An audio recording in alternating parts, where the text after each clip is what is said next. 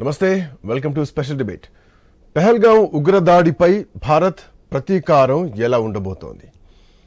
ప్రధాని మోదీ మౌనంగానే పాక్పై ప్రతీకారం తీర్చుకుంటున్నారా? పాక్ ఆర్థిక వ్యూహాలపై భారత్ చావు దెబ్బ కొట్టబోతోందా? ఓవైపు యుద్ధ సన్నాహకాలు, మరోవైపు పాక్ను దెబ్బకొట్టే వ్యూహాలు చేతికి మట్టంటకుండా పని కాజేయబోతున్నారా? మాటలతో సమాధానం చెప్పకుండానే చేతలతో సమాధానం చెప్పబోతున్నారా? భారత్ వ్యూహాల్ని తట్టుకోలేక పాక్ ఉగ్రదాడులకు ప్లాన్ చేస్తోందా, లేదంటే పాకిస్తాన్ అటాక్కు సిద్ధమవుతోందా? సో చాలా రెచ్చగొట్టేటువంటి వ్యాఖ్యలు కూడా చేయడం జరిగింది. నీళ్ళు ఆపేస్తే మోడీ శ్వాస ఆపేస్తా ఉన్నారు, నీళ్లు ఆపేస్తే డ్యాములు పేల్చేస్తా ఉన్నారు. అట్లా కాదు, నీళ్ళు ఆపేసి భారత్ మాపైన యుద్ధాన్ని ప్రకటించిందన్నారు. సో ఇప్పుడు కొత్తగా పాకిస్తాన్ మంత్రి అంటున్నారు, నీళ్ళను ఆపేసింది, యుద్ధానికి సిద్ధమవుతాం, పాక్ తిరిగి యుద్ధం చేస్తాం, తిరిగి దాడులు చేస్తాం అంటూ కూడా ఇప్పటికే పాక్ మంత్రులు మాట్లాడుతున్నటువంటి పరిస్థితి. సో ఒక సంక్షోభం పాకిస్తాన్లో కనిపిస్తోంది. ఆర్థికమైనటువంటి సంక్షోభం, పొలిటికల్ సంక్షోభం నడుస్తోంది. ప్రజల నుంచి కూడా వ్యతిరేకత వస్తోంది. సైనికుల నుంచి ఆర్మీ చీఫే అందుబాటులో లేడు. సైనికుల నుంచి వ్యతిరేకత వస్తోంది. కొంతమంది రాజీనామాలు చేసి వెనక్కి వెళ్ళిపోతున్నారు అన్నటువంటి వార్తలు కూడా ప్రపంచ దేశాల నుంచి వస్తున్నటువంటి వార్తలు. సో ఇట్లాంటి నేపథ్యంలో భారత్ వ్యూహం ఏమిటి అన్నది ఒక సస్పెన్స్ కొనసాగుతోంది. రైట్, మనతో పాటు కల్లల్ వివి రావు గారు మాట్లాడతారు, అందుబాటులో ఉన్నారు స్టూడియోలో, రిటైర్డ్ ఆర్మీ అధికారి. సార్ రావు గారు నమస్తే అండి. నమస్కారం. సో గతంలో కూడా మనం కొన్ని చర్చల్లో పాల్గొన్నాం. సో భారత్ ఏం చేయబోతోంది అన్నది ప్రపంచానికి అర్థమవుతుంది, అంటే ఇప్పుడు ప్రపంచ మద్దతు కూడా కడుతోంది. ఆ విషయంలో భారత్ సక్సెస్ అవుతుంది, కానీ పాకిస్తాన్కి అర్థం కావట్లేదు ఏం చేయబోతోంది. సముద్ర జలాల్లో మన నేవీ సిద్ధంగా ఉంది. ఇప్పటికే ఐఎన్ఎస్ విక్రాంత్ సముద్రంలో దిగి మేము రెడీగా ఉన్నామని చెప్పేసి పాకిస్తాన్ నుంచి వచ్చేటువంటి నౌకల్ని తిప్పికొట్టడానికి కూడా మనం ఆ మార్గాన్ని క్లోజ్ చేసాం. అండ్ భారత గగనతలాన్ని క్లోజ్ చేసాం. అండ్ ఇంతకంటే ముందే పాకిస్తానే భారత గగనతలాన్ని క్లోజ్ చేసింది. సో దానికి కౌంటర్ చాలా రోజుల తర్వాత మళ్ళీ మనం రియాక్ట్ కావడం జరిగింది. సో ఈ మౌనం వెనకాల ఎట్లాంటి వ్యూహాలు ఉన్నాయి, మౌనం వెనక ఏం జరగబోతోంది? భారత్ ఎప్పుడు పాకిస్తాన్ని యుద్ధం చేస్తామని చెప్పలేదు, ఇప్పటికీ పాకిస్తాన్తో మేము యుద్ధం చేస్తున్నామని అనౌన్స్మెంట్ ఏం చేయలేదు. బట్ ఒక్క మాట ఏంటంటే ఉగ్రవాదుల్ని ఖచ్చితంగా అంతం చేస్తాం అన్నదే భారత్ ఇప్పటికీ చెప్తున్నటువంటి మాట. మన బీహార్ సభలో కూడా ప్రధానమంత్రి మాట్లాడినటువంటి మాట అదే. ఈ మౌనాన్ని ఎట్లా చూడొచ్చు? ఇండియన్స్ వ్యూ చాలా క్లారిటీతో ఉందండి. అది వాళ్ళ క్లారిటీతో కన్వే చేసాం. ఏమన్నామంటే పాకిస్తాన్ టెర్రరిజంని వాడకూడదు, ఎస్పెషల్లీ భారత భూభాగం మీద. మన ఓవరాల్ గ్లోబల్గా కూడా మాట్లాడుతున్నాం. తర్వాత ఎస్పెషల్లీ భారత భూభాగం మీద, ఎస్పెషల్లీ అందులో మోర్ సో జమ్మూ కాశ్మీర్లో మొన్న జరిగినట్టుగా, పహల్గాంలో జరిగినట్టుగా అందులో క్లారిటీ ఇచ్చాం. ఎప్పుడైతే దౌత్యపరమైన చర్యలు తీసుకున్నామో అందులో ముఖ్యంగా ఇండస్ వాటర్ ట్రీటీ సస్పెన్షన్ టైంలో మన అన్నాం terrorism and water cannot flow together. అంటే ఏంటంటే మీరు టెర్రరిజం ఆఫ్ చేయండి, మళ్ళీ నీళ్లు రీనెగోషియేట్ చేద్దాం. అది క్లారిటీతో ఇచ్చాం. మిగతా ఏంటంటే దౌత్యపరంగా చేసాం. దాంతోపాటుగానే నేవీ ఫోర్స్ ప్రొజెక్షన్ అరేబియన్ సీలో తయారుగా ఉంది, ఫోర్స్ ప్రొజెక్షన్ చేస్తుంది. ఇంకా మిగతా సన్నాహాలు జరుగుతున్నాయి. క్యాబినెట్ మీటింగ్ తర్వాత ఆర్మ్ ఫోర్సెస్కి ఫుల్ పర్మిషన్ ఇచ్చినట్టు చాలా క్లారిటీ ఇచ్చారు. పాకిస్తాన్ సైడ్ నుంచి 1972 షిమ్లా అగ్రిమెంట్ క్లోజ్ చేస్తున్నట్టు, సీజ్ ఫైర్ చేస్తున్నట్టు వాళ్ళు కూడా చాలా క్లారిటీ ఇచ్చారు. ఎప్పుడైతే సీజ్ ఫైర్ ఆఫ్ చేశారో ఆ రోజు నుంచి ఎల్సీ లైన్ ఆఫ్ కంట్రోల్ మీద చాలా గొడవలు జరుగుతున్నాయి. ఇప్పుడు ఇంకా చాలా చేయాల్సిందండి. ట్రేడ్, మనం కేవలం ఇండియా నుంచి వెళ్ళే ట్రేడ్, ఇండియా నుంచి పాకిస్తాన్ నుంచి వచ్చే ట్రేడ్ని ఆఫ్ చేయడం జరిగింది. ఇలా కూడా కాకుండా ప్రపంచంతో పాకిస్తాన్ చేసే ట్రేడ్ని కంట్రోల్ చేయగలగాలి మనం. దానికి ఏంటంటే కరాచీ హార్బర్ని మూసివేయాల్సి ఉంటుంది. అలాగే ఒమరా అని ఇంకో పోర్ట్ ఉంటుంది కరాచీకి కొంచెం పశ్చిమాన్ని, దానికి ఇంకా పశ్చిమాన్ని గ్వాదర్ పోర్ట్. ప్రస్తుతానికి వస్తున్న మన శాటిలైట్ ఇమేజరీ ఇవన్నీ చూస్తే ఏంటంటే గ్వాదర్ పోర్ట్లో నేవీ, పాకిస్తాన్ నేవీ మొత్తం ఖాళీ చేసేసారు. ఒమర్ పోర్ట్లో కొంతవరకు పెట్టారు, కరాచీలోనే మిగతా నేవీ ఉంది.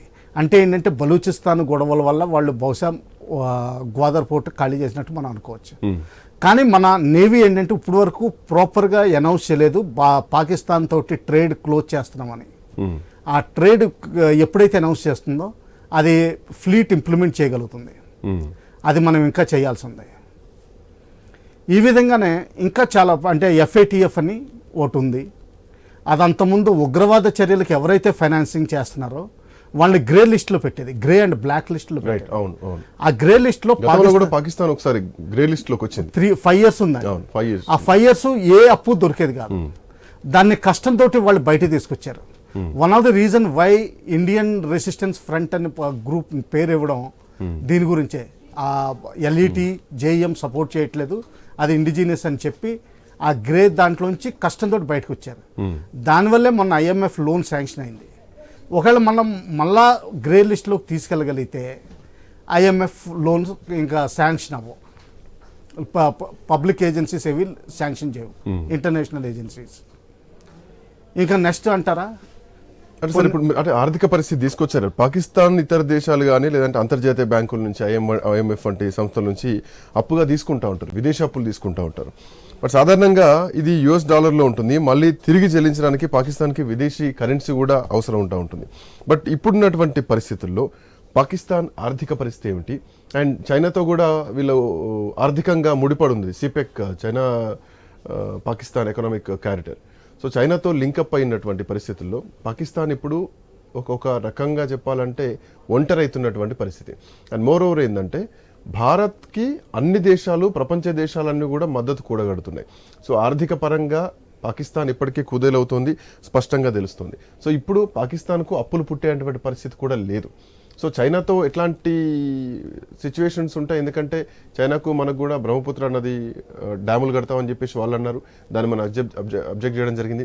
ఇటు మనం సింధీ నది నీళ్లను ఆపేస్తున్నాం, సో దీన్ని అగ్రిమెంట్ క్యాన్సిల్ చేస్తున్నాం అని చెప్పేసి ఇప్పటికే చెప్పేయడం జరిగింది. అటు గగనతలాలను మూసేసినాం. సో చైనా నుంచి ఎట్లాంటి రియాక్షన్స్ ఎక్స్పెక్ట్ చేయొచ్చు? దీన్ని 2 విషయాల కింద కవర్ చేద్దామండి. ఒకటి ఫైనాన్షియల్ ఆస్పెక్ట్ కింద, ఒకటేమో Chinese Indus water treaty impact. First ఫైనాన్షియల్గా కవర్ చేద్దాం. IMF నుంచి ఒక దాదాపు 800 million లోన్ తీసుకుంటున్నట్టు మొన్న రిపోర్ట్స్ వచ్చినాయి. అదే శాంక్షన్ అయిపోయింది. ఈ మధ్యలో వాళ్ళకి డబ్బులు సరిపోలేదు. వాళ్ళ దగ్గర ఉన్నది కేవలం $8 billion ఫారిన్ కరెన్సీ. దానికి కేవలం 20 రోజులు ఇంపోర్ట్స్కి సరిపోతుంది. ఇంపోర్ట్స్లో మెయిన్ ఇప్పుడు యుద్ధం వస్తుంది కాబట్టి వాళ్ళకి కావాల్సింది oil, petroleum, weapons, ammunition.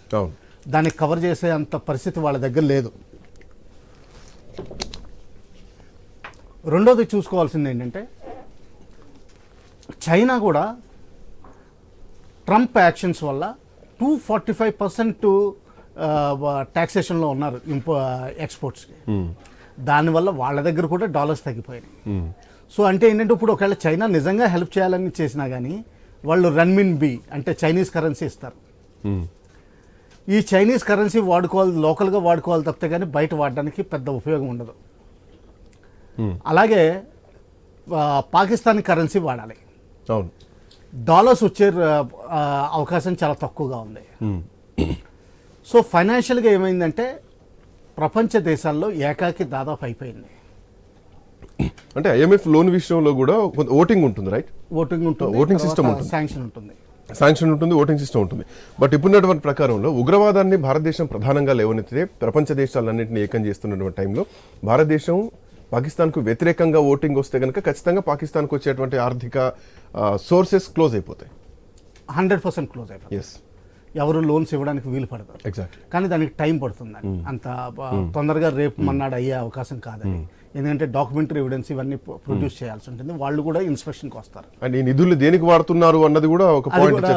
End usage కూడా వాళ్ళు చాలా జాగ్రత్తగా ఉంటారు. ఎండ్ యూసేజ్ పబ్లిక్ వెల్ఫేర్కి వాడాల్సి వస్తుంది తప్పితే కానీ డిఫెన్స్ పర్పస్కి వాడడానికి లేదు. అలాగే ఇంకోటి ఏమిటంటే పాకిస్తాన్ ఎకానమీ ముందర నుంచే దెబ్బతింది. వాళ్ళ ఎక్స్పోర్ట్స్ దాదాపు తగ్గిపోయినాయి. ఆఫ్ఘనిస్తాన్ అంతకుముందు డిపెండ్ అయ్యి ఉండేది, వాళ్ళు ఇప్పుడు డిపెండ్ అవ్వట్లేదు. గ్వాదర్ పోర్ట్ ద్వారా ఆఫ్ఘనిస్తాన్ డైరెక్ట్గా ఇంపోర్ట్ చేసుకుంటుంది. ఈ విధంగా ఫైనాన్షియల్గా చాలా క్లిష్ట పరిస్థితుల్లో ఉన్నారు వాళ్ళు. బహుశా 21 రోజుల కంటే వాళ్ళు ఎక్కువ యుద్ధం చేయగలిగే పరిస్థితి ఎట్టి పరిస్థితుల్లో మొత్తం నేషనల్ మైట్ అంతా వాడినే కానీ 21 రోజుల కంటే వాళ్ళు ఎక్కువ చేయలేరు. దీన్నే ఆర్మీలో ఏమంటారంటే షేపింగ్ ద బ్యాటిల్ ఫీల్డ్ అంటారు. మనం యాక్చువల్గా షేపింగ్ చేయక్కలేకుండానే పాకిస్తాన్ సొంతంగానే చేసేసుకుంటుంది. ఫైనాన్షియల్గా కానీ మిలిటరీలీ కానీ అన్నీ చేసుకుంటుంది. ఇప్పుడు నెక్స్ట్ ఫైనాన్షియల్గా ఇంకోటి ఏమంటారంటే ఈ డాలర్స్ రూపాయన ఎప్పుడైతే తగ్గిపోయినాయో వాళ్ళు క్రూషియల్ ఐటమ్స్ ఇంపోర్ట్ చేసుకోవడానికి ఉండదు. ఇంకా ఇంకొక విధానం మనం చూడాల్సింది ఏంటంటే స్విఫ్ట్ ఏదైతే పాకిస్తాన్ ఎక్స్పాట్రియేట్స్ ఉన్నారో వాళ్ళు డబ్బులు పంపించాలన్నా కానీ ఆ స్విఫ్ట్ మనం క్లోజ్ చేయించగలిగితే. సరే, ఇక్కడ మనం పాకిస్తాన్కి వచ్చేటువంటి రుణం ఐఎంఎఫ్ నుంచి ఏదైతే ఉందో అది మనం క్లోజ్ చేయించాలి.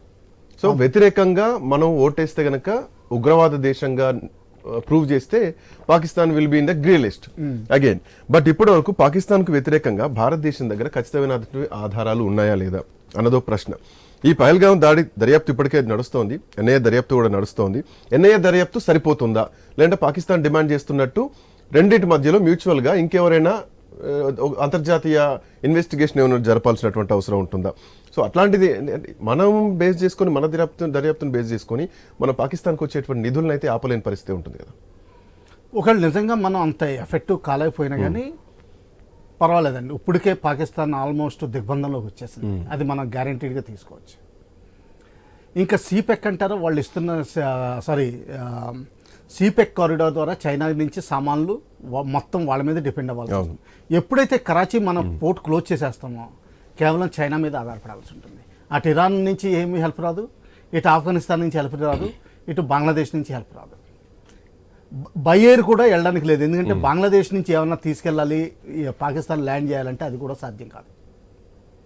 సో ఆ విధంగా 100% కంప్లీట్. ఇప్పుడు నెక్స్ట్ విషయం వద్దాం. చైనా ఏ విధంగా చూస్తుంది ఇండస్ వాటర్ ట్రీటీ సస్పెన్షన్ అనేది. ఎగ్జాక్ట్లీ. ఇది యాక్చువల్గా చూస్తే ఏంటంటే నిజంగా ఇండియాకి మాస్టర్ స్ట్రోక్. రెస్పాండ్ కూడా అవ్వట్లేదు, దీనిపైన రెస్పాండ్ అవ్వట్లేదు. దానికి కారణం ఉందండి. ఎందుకంటే మనం ఒక్క స్ట్రోక్లో 3 దేశాలని దెబ్బ కొట్టాం. పాకిస్తాన్ ఫస్ట్ పాకిస్తాన్, వాళ్ళకి ఆల్రెడీ ఒక 15 minutes అంటే ట్రైలర్ చూపించాం, ఫ్లడ్ ఎలా జరుగుతుంది, డ్రై ఎలా జరుగుతుందో ట్రైలర్ చూపించాం. అది ఈ పాటికి అర్థమైపోయి ఉంటుంది. మిగతాది యాక్చువల్ యాక్షన్ అంటారా 5-10 years పడుతుంది మనకి చేయడానికి.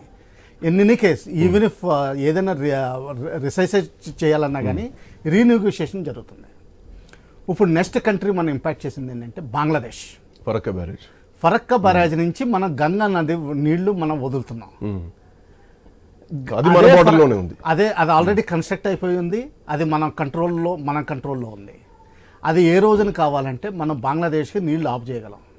సో ఈ ఎఫెక్ట్ ఒక్క పాకిస్తాన్కే కాదు, పక్కనున్న బంగ్లాదేశ్ ఈ మెసేజ్ బంగ్లాదేశ్ కూడా కన్వే అయింది. హిందువులను ఊచకోత కోస్తున్నారు, పాకిస్తాన్కి హెల్ప్ చేయాలని చూస్తున్నారు, ఇది కూడా కన్వే అయింది. ఇంకా మూడోది బాగా స్ట్రాంగ్గా కన్వే అయింది చైనాకి, అందుకనే వాళ్ళు మాట్లాడలేదు.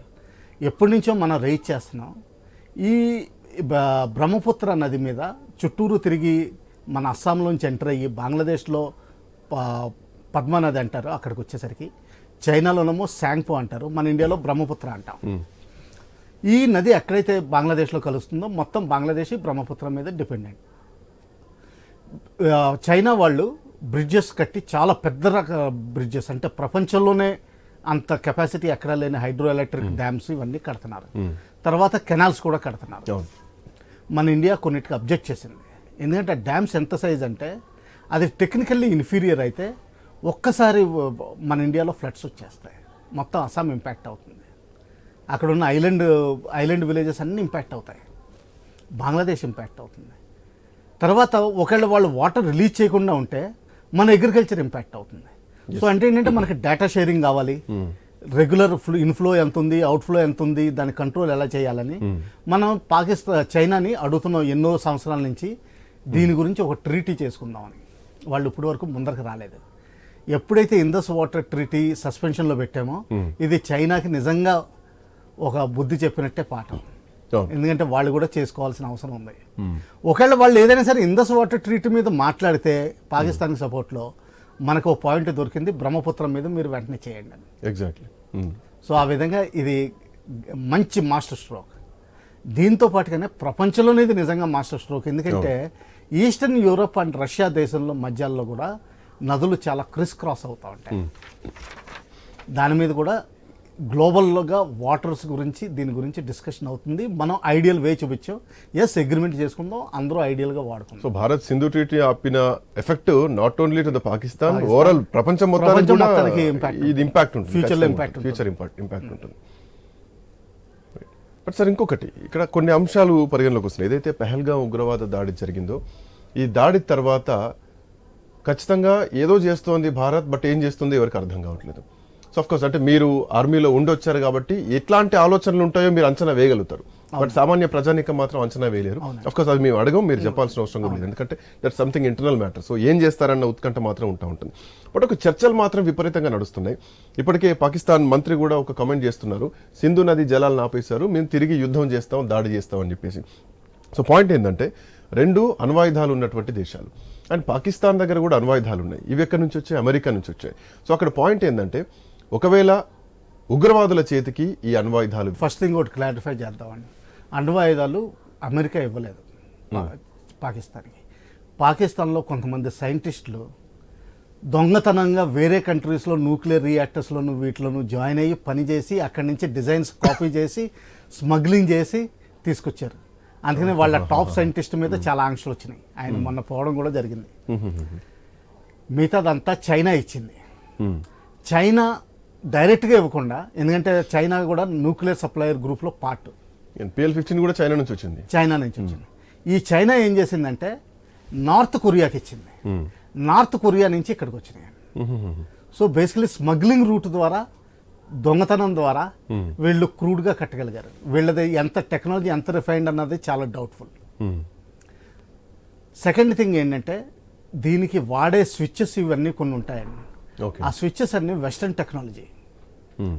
ఆ విధంగా అమెరికా ఒక ట్యాప్ పెడుతున్నట్టే మనం లెక్క పెట్టుకోవాలి. అంటే ఏంటంటే న్యూక్లియర్ వెపన్స్ ఏం చేస్తారు, ఎప్పుడు ఎలా ఉన్నాయి అన్నది ఒక అమెరికన్ కంట్రోల్ ఉన్నట్టే లెక్క పెట్టుకోవాలి. ఎందుకంటే న్యూక్లియర్ సప్లైస్ గ్రూపు, దాని తర్వాత ఇంటర్నేషనల్ అటామిక్ ఏజెన్సీ, ఇటువంటి చాలా సంస్థలు ఉన్నాయి కంట్రోల్ చేసేవి.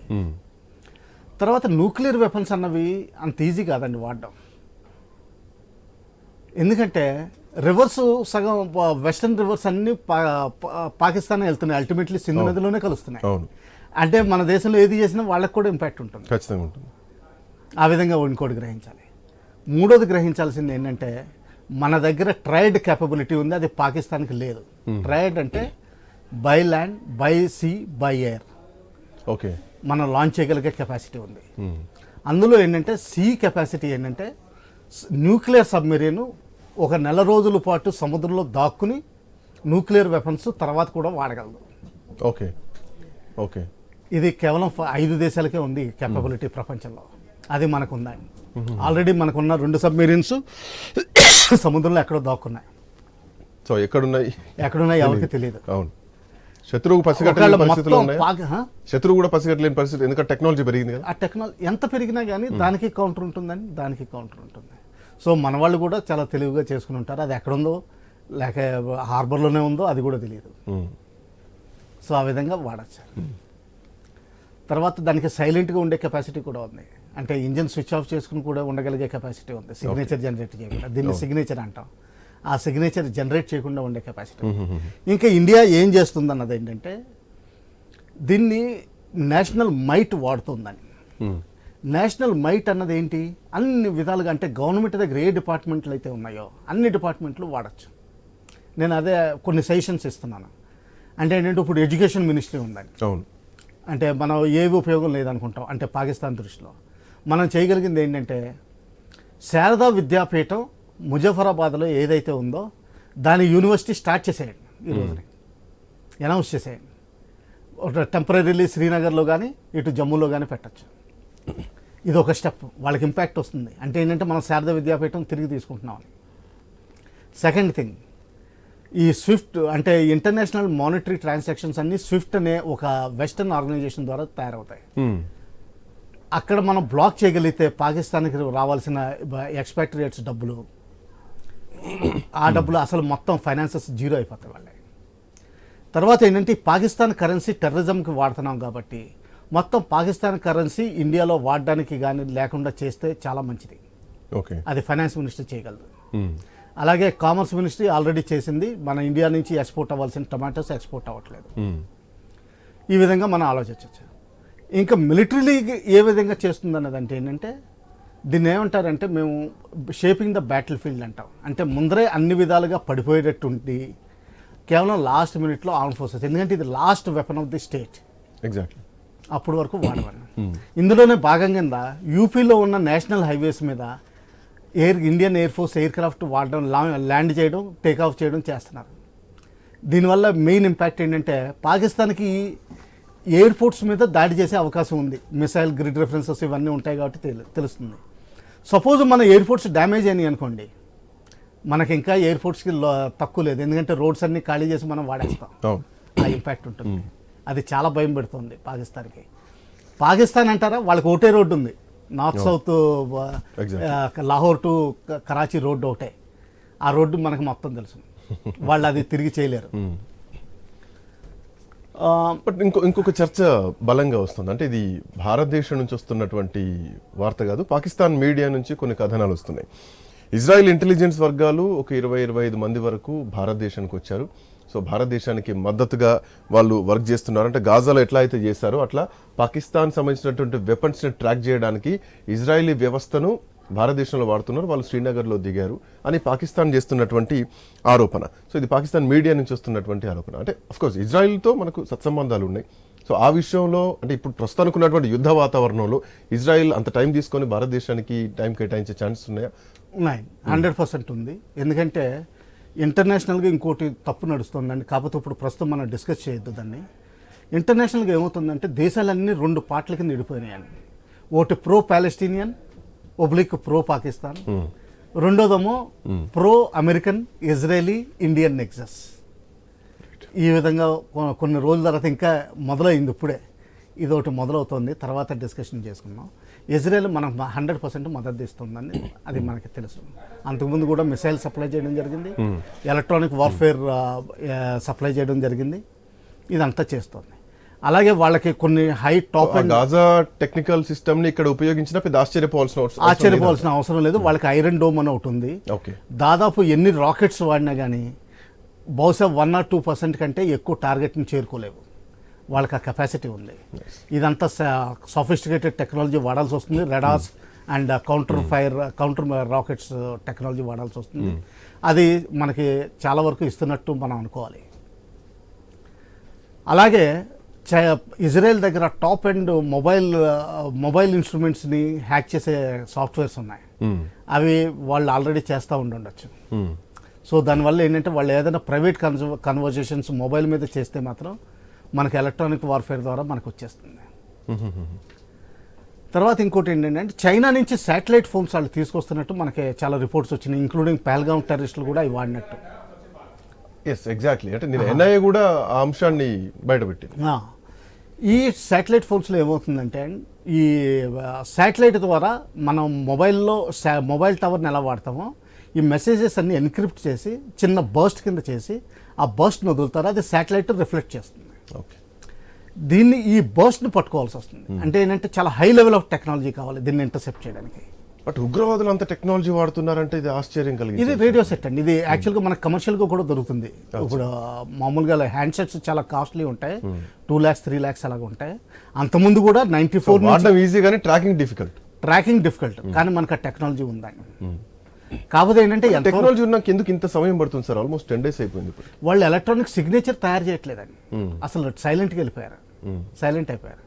ఎలక్ట్రానిక్ సిగ్నేచర్ ఎప్పుడైతే మానేస్తామో అప్పుడు చాలా కష్టం అవుతుంది. తర్వాత వాళ్ళు ఎస్కేప్ అయింది ఏంటంటే దోడా ఏరియా, అంటే పీర్ పంజాల్ రేంజ్ అంటారు. ఆ పీర్ పంజాల్ రేంజ్ ఏంటంటే స్క్రాగీగా కేవ్స్ అవి ఎక్కువ ఉంటాయి. తర్వాత ఏంటంటే అక్కడ చాలా లో పాపులేషన్. తర్వాత ఏంటంటే ప్రతి ఇల్లు కొండ మీద ఉంటుంది కాబట్టి కింద అండర్ గ్రౌండ్ గుహలు కానీ బంకర్స్ కానీ ఎవరికి తెలియకుండా కట్టడం చాలా ఈజీ. వీళ్ళు 3-4 ఉన్నారు కాబట్టి వీళ్ళని దాయడం అంత కష్టం కాదండి. వాళ్ళకున్న లోకల్ ఓవర్ గ్రౌండ్ నెట్వర్క్ అంటాం, OGWs అంటాం, ఓవర్ గ్రౌండ్ వర్కర్స్, వాళ్ళు వాడుకుని వాళ్ళు చేస్తున్నారు. అది చూసుకోవచ్చు, టైం పడుతుందండి. కానీ ఏంటంటే అన్ని యాంగిల్స్లోనూ మనం అప్లై చేస్తాం ప్రెషర్. డిస్కస్ చేద్దాం సార్, కంటిన్యూ చేద్దాం. సో భారత్ వేటాడితే అమెరికా సపోర్ట్ ఉంటుంది అంటూ ఇప్పటికే అమెరికా నుంచి భారతదేశానికి మద్దతు వచ్చింది. మరోవైపు ట్రంప్ ఇది ఆ రెండు దేశాల మధ్య ఉన్నటువంటి అంశం, ఆ రెండు దేశాలు కూర్చొని సెటిల్ చేసుకోవాలి అని చెప్పేసి చేసినటువంటి అంశం. సో ఇట్లాంటి నేపథ్యంలో గతంలో అంటే యుద్ధాలు ఎప్పుడు జరిగినా కానీ, భారత్తో పాకిస్తాన్ యుద్ధం ఎప్పుడు జరిగినా కానీ అల్టిమేట్గా యుద్ధం గెలిచింది మాత్రం భారతదేశమే.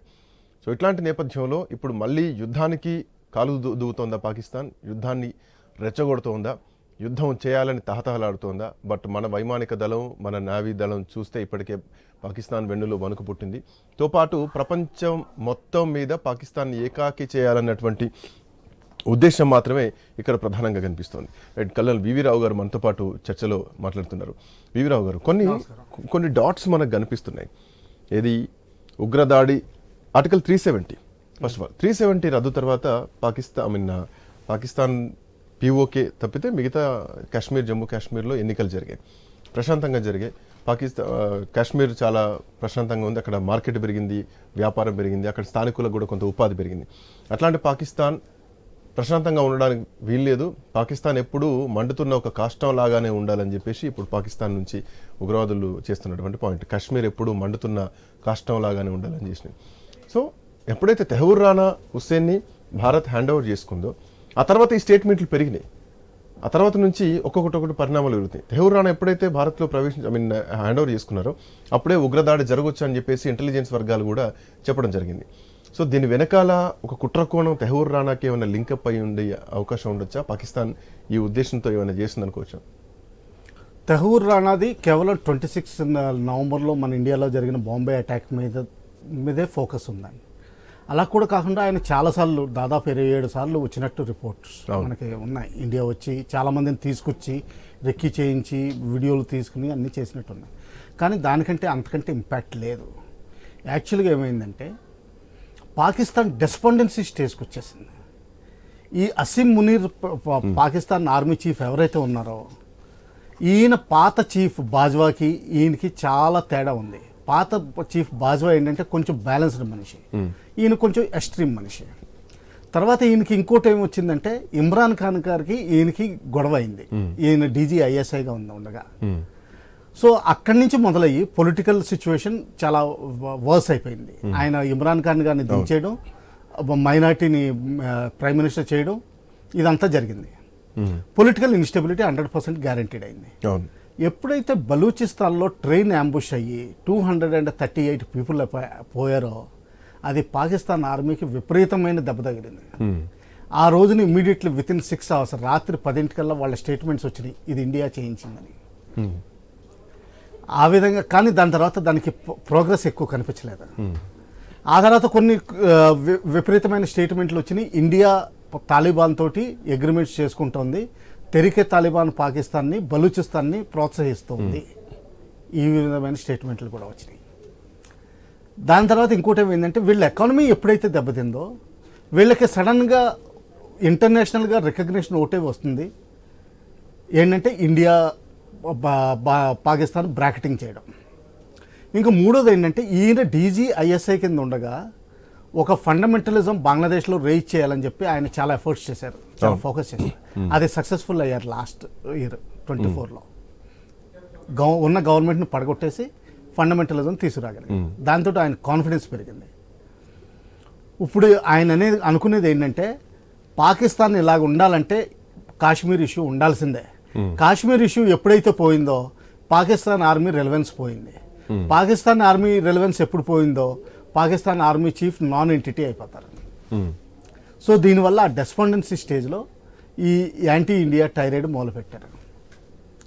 వాళ్ళు ఏమనుకున్నారంటే బహుశా ఒక ఎయిర్ క్రాఫ్ట్ అటాక్ చేసేసి మనం ఊరుకుంటాం, ఇంతకంటే ఎక్కువ వెళ్ళపోవచ్చని.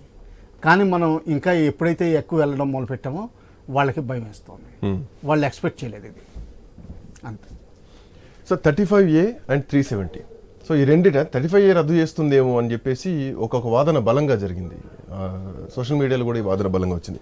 బట్ కమింగ్ టు దాని మూలం ఉన్నటువంటి 370 ఆర్టికల్ని రద్దు చేయడం జరిగింది. సో ఒకవేళ అదే జరిగితే కనుక రాష్ట్రంలో శాశ్వత నివాసి ఎవరు, కాశ్మీర్ ప్రభుత్వానికి రాష్ట్రంలో ఎవరు శాశ్వతంగా ఉంటారు ఆ నిర్ణయించే హక్కు దానికి ఉంటుంది. But what is the difference between 35A and 370? 370 అంటే ఏంటంటే ఇది 35A నుంచి వచ్చింది. ఎగ్జాక్ట్లీ. ఫస్ట్ 35 ఉంది. అవును. 35 ఏంటంటే వేరియస్ మైనార్టీ స్టేట్స్కి కానీ ఏదైనా సరే స్పెషల్ ప్రతిపత్తి ఇవ్వగలిగే అవకాశం ఉంది. అవును. ఫర్ ఎగ్జాంపుల్ మణిపూర్లో మనం ప్రతిపత్తి ఇచ్చాం. అవును. ట్రైబల్ ఏరియాస్లో వాళ్ళ ఓన్ లోకల్ లాస్ ఇంప్లిమెంట్ చేసుకుని వాళ్ళు చేసుకునేవారు. దీన్ని ఆర్టికల్స్ షెడ్యూల్ 6A అంటారు, ఇది అంటారు.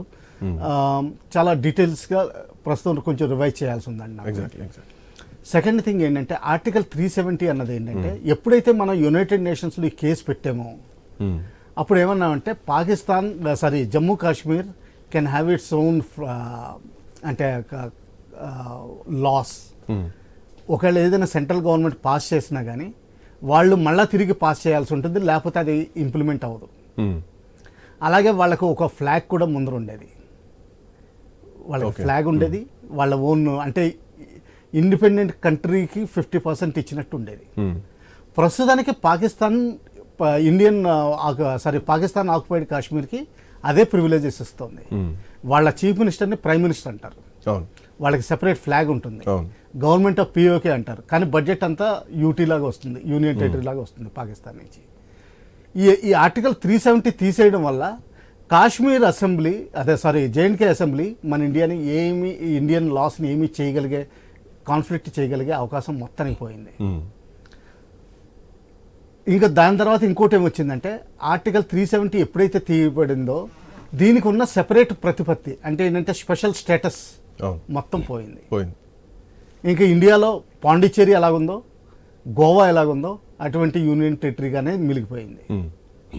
దీనికి స్టేట్ హెడ్ ఇవ్వాలని ఎప్పటి నుంచో ప్లాన్ చేస్తున్నారు. సుప్రీంకోర్టు కూడా డెసిషన్ ఇచ్చింది ఆగస్ట్ లోపల స్టేట్ హెడ్ ఇవ్వమని. ఇది స్టేట్ హెడ్ ఇవ్వగానే ఇది సెపరేట్ ఇండిపెండెంట్ అంటే మిగతా స్టేట్స్ ఎలా పరిపాలిస్తున్నారో లా అండ్ ఆర్డర్ కూడా వాళ్ళు తీసుకోవడం, లా అండ్ ఆర్డర్ ఎడ్యుకేషన్ కూడా వాళ్ళు సొంతానికి చేసుకోవడం మొదలు పెడతారు. మనం ఇంకోటి గమనించాల్సింది ఏంటంటే జమ్మూ కాశ్మీర్ అసెంబ్లీలో ఎప్పుడు 12 వేకెన్సీలు మనం పెడుతున్నాం ఖాళీగా. ఇవన్నీ POK వేకెన్సీలు అండి. అంటే ఒకవేళ POK మనం వెనక్కి తీసుకుంటే అక్కడ ఎలక్షన్స్ కండక్ట్ చేసినప్పుడు ఈ 12 వేకెన్సీలు ఫిల్అప్ అవుతాయి. అవి కూడా ఇప్పుడు పెట్టాం. రెండు వర్షన్స్ వినిపిస్తున్నాయి. ఒకవైపు ఏమో పాకిస్తాన్ మంత్రులు అంటున్నారు భారత్ మా పైన దాడికి సిద్ధమవుతుందని చెప్పేసి. భారత్ ఇప్పటి వరకు దాడి చేస్తామని ఎక్కడ చెప్పలేదు. ఉగ్రవాదులను అంతం చేస్తాం, ఉగ్రవాద మూలాల్ని మేము కుదిపేస్తామని చెప్తున్నారు, ఉగ్రవాద స్థావరాలను ఢీకొడతా ఉంటున్నారు తప్ప పాకిస్తాన్ మీద మేము దాడులు చేస్తామని అఫీషియల్ స్టేట్మెంట్ ఎక్కడ రాలేదు. సరే, దేశంలో జరుగుతున్నటువంటి చర్చ వేరు, ఎందుకంటే పాకిస్తాన్ మూలాలున్నటువంటి ఉగ్రవాదులే ఈరోజు భారతదేశం మీద దాడి చేస్తున్నారని చెప్పేసి.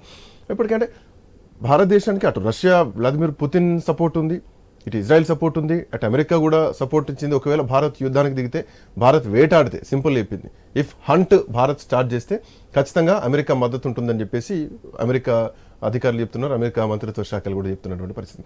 బట్ పాకిస్తాన్ ఇప్పుడు చేస్తున్నటువంటి పరిస్థితి ఏంటంటే గల్ఫ్ దేశాలకు వెళ్తుంది, గల్ఫ్ దేశాల సహాయం కోరుతుంది. సో భారతదేశం మా మీద యుద్ధానికి రాకుండా సో మీరు మధ్యవర్తిత్వం చేయండి అని చెప్పేసి. సో పాకిస్తాన్ రెండు వైఖరులు అవలంబిస్తోంది. ఒకవైపు భారతదేశం యుద్ధం చేస్తోందంటుంది, మా మీద యుద్ధానికి రాకుండా ఈ దాడికి అంటే ఈ పెహల్గాం దాడికి బాధ్యత వహించడానికి కూడా నిరాకరించింది. TRF first claim India government article 370 35A రద్దు చేసిన తర్వాత క్లియర్గా చెప్తున్నాం మన POK మన వెనక్కి తీసుకుంటాం. తర్వాత 1991లో PV నరసింహారావు గారు ప్రైమ్ మినిస్టర్గా ఉండగా చాలా క్లారిటీ తోటి పార్లమెంటు యునానిమస్ రిజల్యూషన్ ఒకటి పాస్ చేసింది, నాన్ నెగోషియబుల్ జమ్మూ కాశ్మీర్ అని. అంటే ఏంటంటే POK 100% మనదని. దీన్ని కూడా ఎప్పుడైతే ప్రతీకార చర్యలు తీసుకుంటా ఉంటున్నాం, కానీ దాన్ని కలుపుకుని చదువుకుంటున్నారు పాకిస్తాన్ వాళ్ళు. ఇంకా మిగతా మిడిల్ ఈస్ట్ దేశాలు అంటారా, OIC కంట్రీస్ అంటారు, ఆయిల్ ఎక్స్పోర్టింగ్ కంట్రీస్, అవి 14 దేశాలు ఉన్నాయండి. ఆ 14 దేశాలని వీళ్ళు రిక్వెస్ట్ చేస్తున్నారు, కానీ అందులో ఎవరు సపోర్ట్గా వచ్చే అవకాశం కనిపించట్లేదు. కేవలం టర్కీ మాత్రం ఒక ఇస్లామిక్ దేశం మిగిలింది, కొంచెం అజర్బైజాన్ మిగిలింది, ఏమీ పనికిరాని బహుశా మాల్దీవ్స్ మిగిలింది. ఈ తప్పితే కానీ ఇంకేమీ సపోర్ట్ వచ్చే అవకాశం కనిపించట్లేదు ఇంటర్నేషనల్గా. ఇంకా యుద్ధం అంటారా, ఇప్పుడు ఒక ఒపీనియన్ చూస్తే ఏంటంటే ఇది మంచి ఐడియల్ అవకాశం మనం POKని వెనక్కి తీసుకోవడానికి. సో పాకిస్తాన్ ఆ విధంగా ఆలోచిస్తుంది అనుకుంటున్నాను, ఎందుకంటే మన POK ఈ టైంలో ఐడియల్గా వెనక్కి తీసుకుంటామని. కేవలం ఏదో టెర్రరిస్ట్ స్థావరాలంటే ఇప్పుడు ప్రస్తుతానికి దొరికే టార్గెట్లు కాదు అవి. కొలెటరల్ డ్యామేజ్ ఎక్కువ ఉంటుంది అందులో. అందుకని పిఓకే వెనక్కి తీసుకుంటామా అన్నది వాళ్ళ భయంగా ఉంది. ఒకవేళ నిజంగా పిఓకే వెనక్కి తీసుకున్నాం అనుకోండి, దాని తర్వాత కాశ్మీర్ ఇష్యూ వాళ్ళు మొత్తానికి మర్చిపోవాల్సిందే. సో పాకిస్తాన్ ఆర్మీ ఎగ్జిస్టెన్స్ డౌట్లోకి వచ్చింది. పాకిస్తాన్ ఆర్మీ ఎగ్జిస్టెన్స్ డౌట్లోకి వచ్చిందంటే పాకిస్తానే ఎగ్జిస్టెన్స్ డౌట్లోకి వచ్చింది.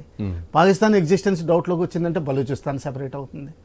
బలూచిస్తాన్ సెపరేట్ అయిపోయిన తర్వాత నార్త్ వెస్టర్న్ ఫ్రాంటియర్ ప్రావిన్స్, దురందులైన ఆఫ్ఘనిస్తాన్ తోటి ఏదైతే ప్రాబ్లం ఉందో ఆ ఏరియాస్ అన్ని ఆఫ్ఘనిస్తాన్ వైపు మళ్ళుతాయి.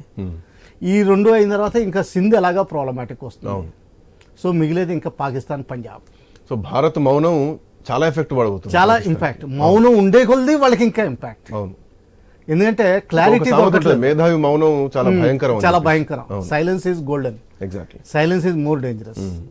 అది జరుగుతుంది. సో ఇప్పుడు యుఎన్ఎస్సి సమావేశంలో జరిగే ఛాన్స్ ఉంటుందా ఈ రెండు దేశాల మధ్య ఉన్నటువంటి? ఈ రోజు వాళ్ళు రీచ్ చేశారు ఆ point. United nations security council special meeting పెట్టాలని. స్పెషల్ మీటింగ్ పెట్టచ్చు, అందులో బహుశా చైనా వాళ్ళకి సపోర్ట్ రావచ్చు. కానీ నేను అనుకోవడం చైనా ప్రస్తుతానికి తటస్థంగా ఉంటుంది. రెజల్యూషన్ ఏం పాస్ చేస్తారండి? ఇండియా, పాక్ వెపన్స్ చైనా మళ్ళీ రిటర్న్ తీసుకునే ఛాన్స్ ఉంటాయి ఇక్కడ? లేదు, అటువంటిది జరిగేది లేదు.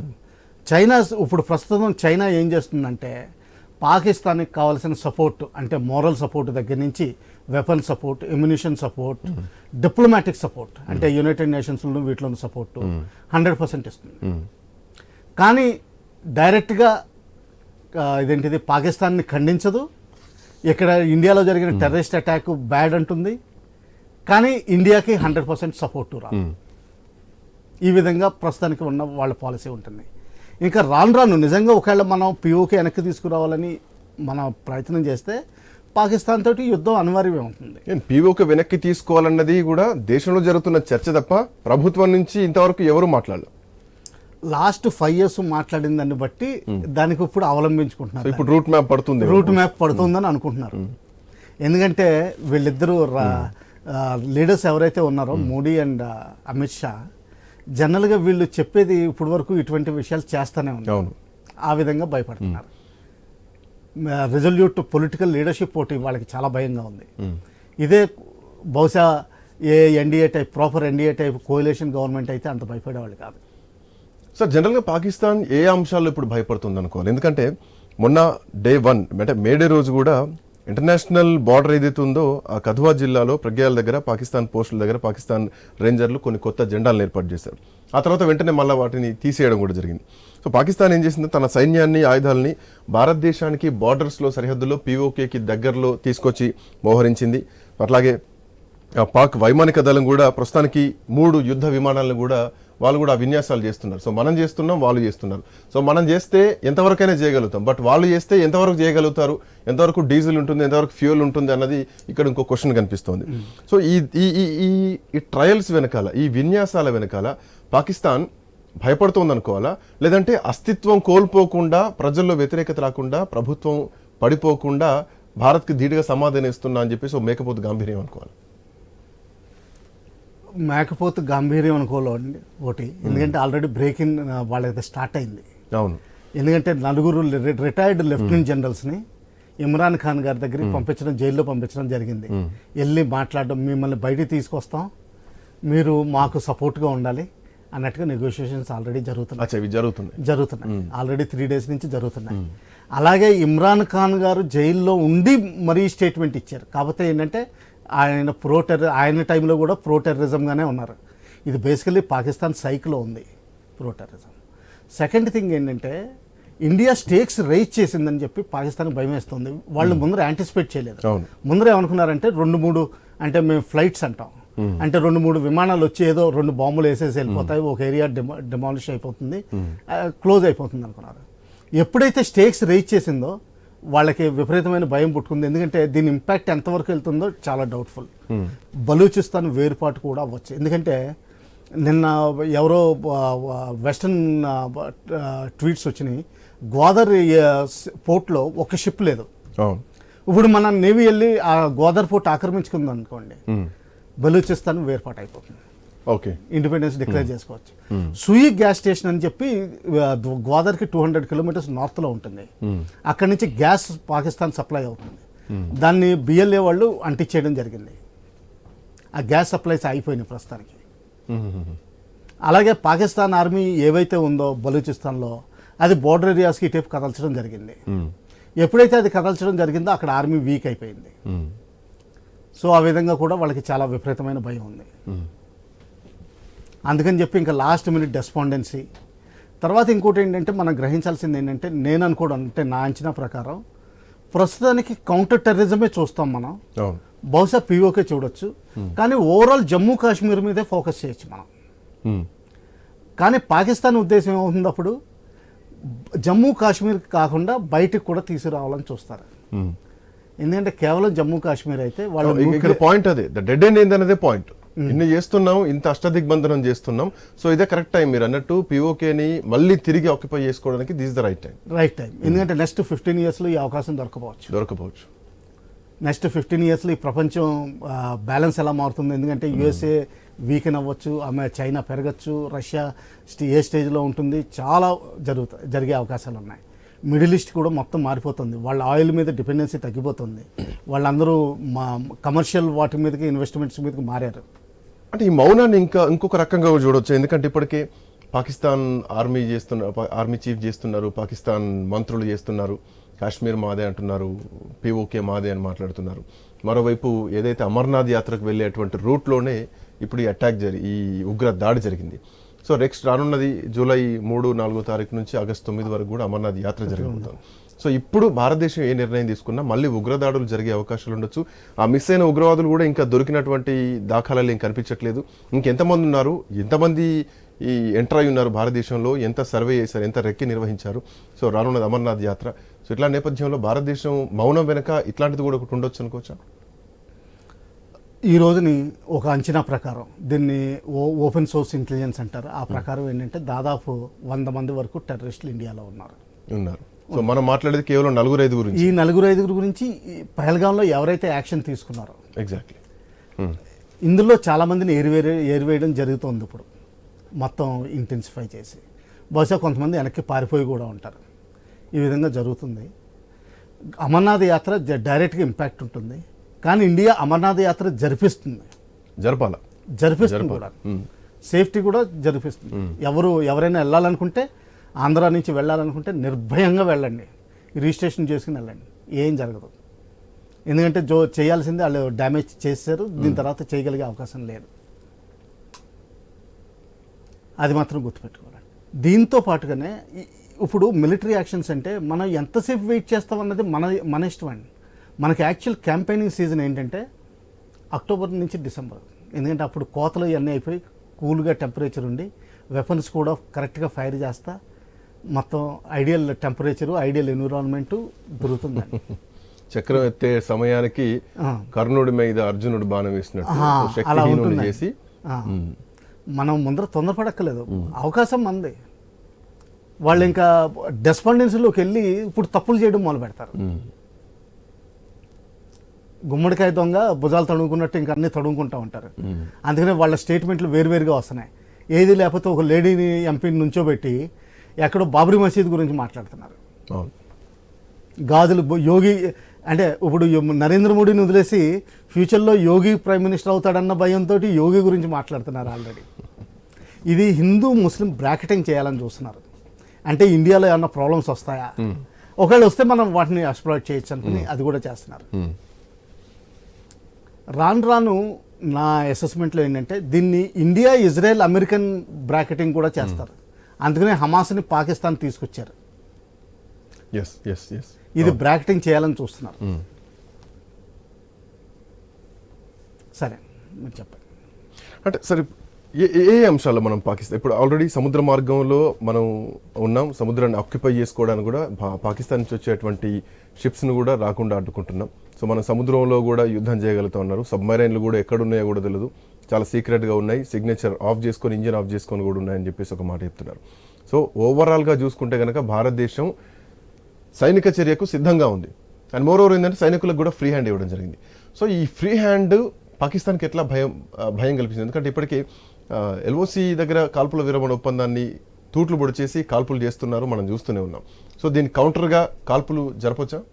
జరుపుతున్నారు కదండి ఆల్రెడీ లాస్ట్ 8 days నుంచి జరుపుతున్నారు విపరీతంగా. మొన్న ఆర్టిలరీ కూడా వాడినట్టు రిపోర్ట్స్ వచ్చినాయి. జనరల్గా ఆర్టిలరీ తొందరగా వాడరు. ఆర్టిలరీ వాడారంటే బహుశా మనం ఏదో వాళ్ళ పోస్ట్కి ఏదో భయం వేసింది, అంటే ఈ ఏరియా పోతుంది అన్నది, అందుకనే వాడారు. దీనికి ఎస్కలేషన్ అయ్యే ఛాన్సెస్ కనిపిస్తున్నాయి ప్రస్తుతానికి ఉన్న సిచ్యువేషన్లో. ఇంకా అంతకంటే మనం, ఎందుకంటే ఎవరు ఏ కమాండర్ ఎలా డెసిషన్ తీసుకుంటారన్నది వాళ్ళకి వదిలేద్దామండి. ఇంకా నేవీ అంటారా, దీనికి ఒక ఈజియెస్ట్ ఎగ్జాంపుల్ ఇస్తాను. అంటే వాళ్ళది అశ్వమేధ యాగం అని అంతకుముందు జరిగేది. రాజులు ఒక గుర్రాన్ని వదిలేసి దాని వెనకాల సైన్యం పంపించేవారు. అది ఎక్కడ తిరిగితే అది మా రాజ్యం, సామంతులంతా మొక్కాల్సిందే. ఈ నేవీ ఫోర్స్ ప్రొజెక్షన్ ఏంటంటే అటువంటిదే. ఇప్పుడు అరేబియన్ సీలో మేము రాజులం, ఆల్రెడీ కొన్ని రిపోర్ట్స్ వచ్చినాయి. వాళ్ళది ఒక సబ్మెరీన్, పాకిస్తాన్కి ఒక సబ్మెరీన్ ఉంది. ఆ సబ్మెరీన్ కరాచీలో లేకుండా గల్ఫ్ దేశాల్లో దాచేసినట్టు, అంటే వెళ్ళి ఎక్కడో బంగాళాదేశ్ వెళ్ళి పక్కింట్లో దాయమని పెట్టేసినట్టు, అలా అలా చేసినట్టు రిపోర్ట్స్ వస్తున్నాయి. సో ఇల్లును ఆక్యుపై చేసుకున్నట్టే మనం, అది కూడా జరుగుతుంది.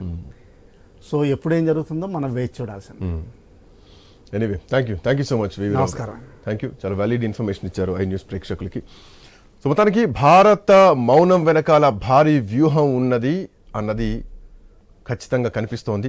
సో కల్నల్ వివి రావు గారు చెప్పినటువంటి అంశాల్లో కూడా అనుభవం కొద్దీ చెప్తున్నటువంటి అంశం ఒకటి, అండ్ ప్రభుత్వం ఎట్లాంటి నిర్ణయం తీసుకోబోతుంది అన్నది ఒకటి, గన్ ఎప్పుడు పేలాలి, ఎప్పుడు పేల్చేటువంటి వాతావరణం ఉంటుంది అన్నది కూడా ఈ చర్చలో ప్రధానంగా తీసుకురావడం జరిగింది.